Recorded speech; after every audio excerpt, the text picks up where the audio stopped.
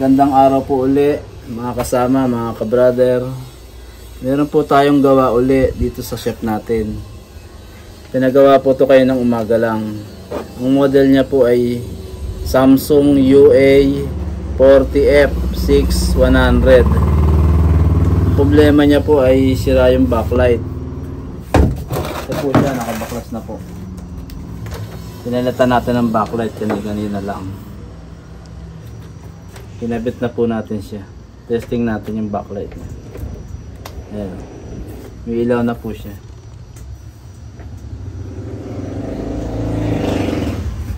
Kanina po dito lang yung ilaw niya. Mas madilim na lahat. Dito lang sa gitna yung ilaw niya. Hindi lang po natin na-video kanina dahil sa sobrang busy po natin. Marami po kasi tayong gawa ngayon. Nagkadagan-dagan na po. Pati mga baffles, speaker, panghalalan, marami nagpapagawa po sa atin. Kaya sinisingit po namin sa isa-isa. Lagay natin yung panel para makita natin yung picture kung maganda na. Ito po yung panel niya. Nakalagay po niya sa aparador. Yan po yung pinagawa nating aparador na lagayan ng panel. Hindi po siya nababasag. Kahit matagal po siya nandyan. Ito po yung panel niya. Nakapit po natin.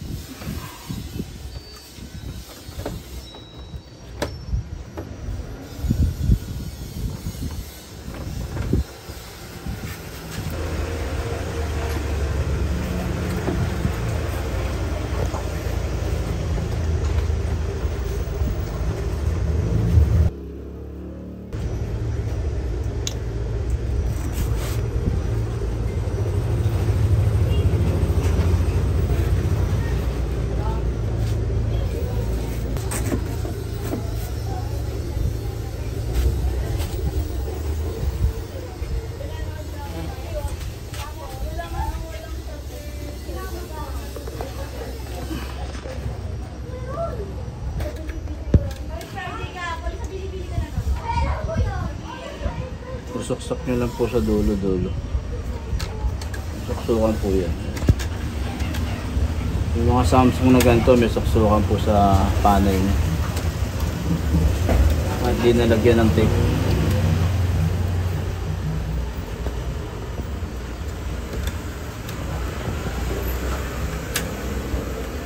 So, dali lang po paglagay ng panel. Tapos ilalapit niya po yun dito. Lalapit niya po mabuti. Yung mga dulo-dulo, kanto-kanto niya. Kasi pag may nakaangat po dyan, mababasag na po yan pag tinakban nyo. Kaya kailangan nakalapat yan bago natin takban.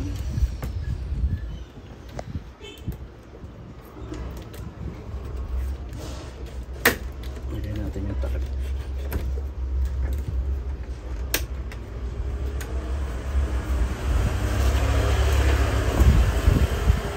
Natin pa rin.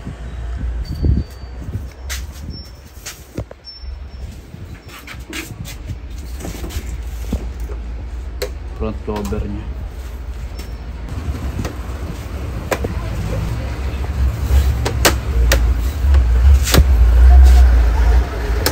Lalak niyo lang po.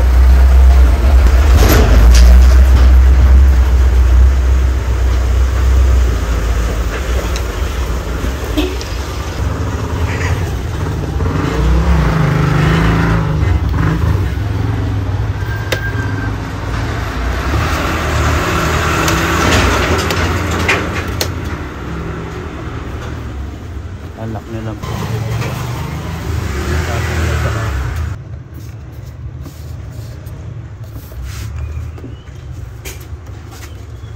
Kabit na natin yung mainboard.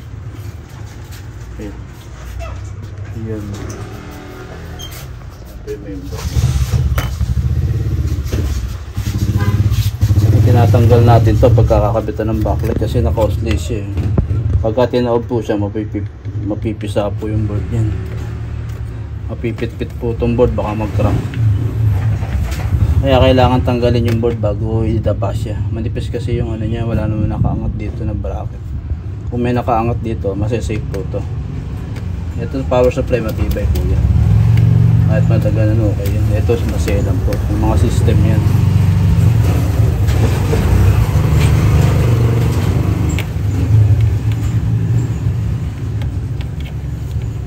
Konting crack lang po nyo, hindi nagagana yan.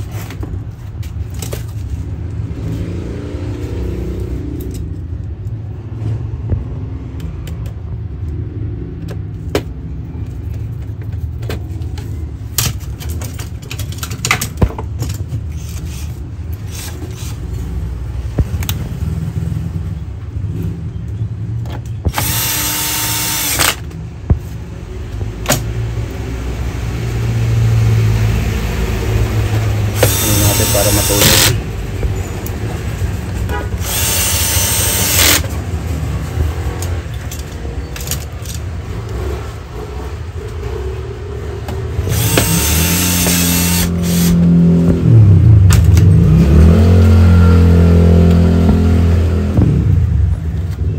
LDBS wire.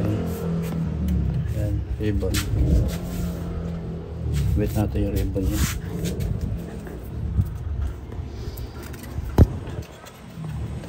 Hindi lang po kabito, suksok nyo lang na gano'n. Angat nyo gano'n, suksok nyo lang. Angat na gano'n, suksok lang din. Tapos yung flex din dito, ribbon din. Ito pong dalawang markle. Linisin nyo lang yun dito para walang dumi-dumi sa dulo.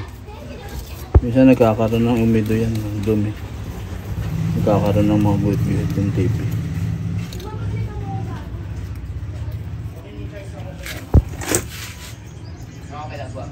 Yun lang din, suksok nyo lang. Suksok nyo, pag nasuksok, ilak ng gano'n. Ito, iaangat din, suksok din siya. Pag suksok, lock nyo. Ayan.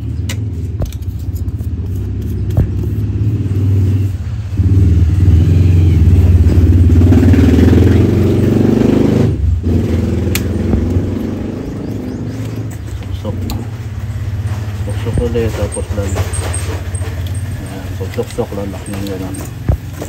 Okay na po yun. Yung speaker na lang, saka yung power pindutan. Testing natin kung malinaw na yung picture nya. Plug po natin. Pasok natin to.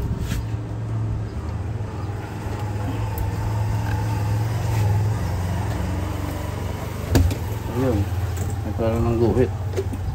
Hindi pa nakalapat yung ribbon. Sabi ko, nalapat yung pumubuti. Pagka malawag po yan, maaari mag-error po yan. Guguhit-guhit po yan. Pagbalik ta rin natin.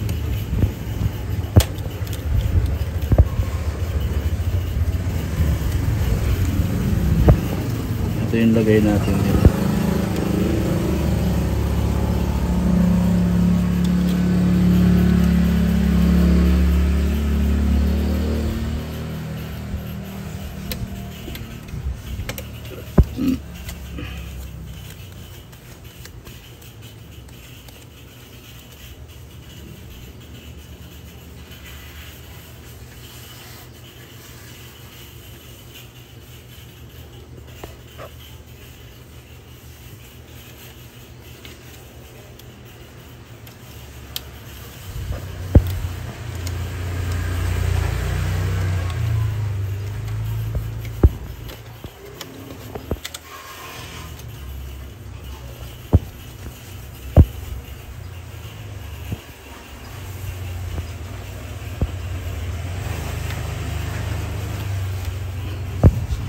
Testing natin.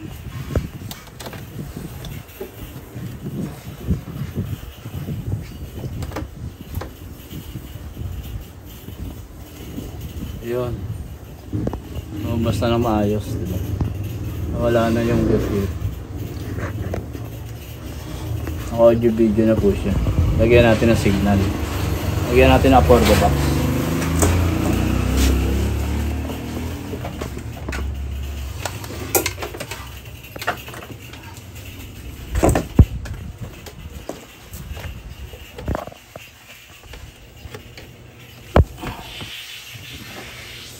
Ayun na po siya.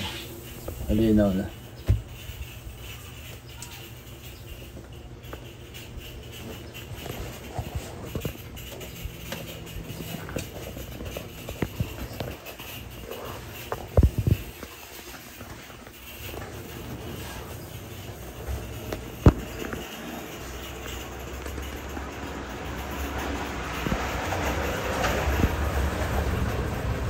Samsung 40.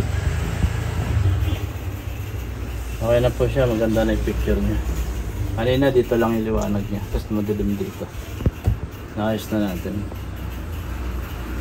Okay na po siya. Ang mga gusto magpagawa po, dalhin nyo lang po. Dalhin nyo lang po rito sa shop natin sa Maliski Ginto, Bulacan. Purok 4 po. Sa mga gusto magpa-service o pick up, tawag lang po kayo sa number natin. Yan po sa may page natin. Mga nagustuhan yung video, like and share na lang po. Subscribe na lang po. Salamat po.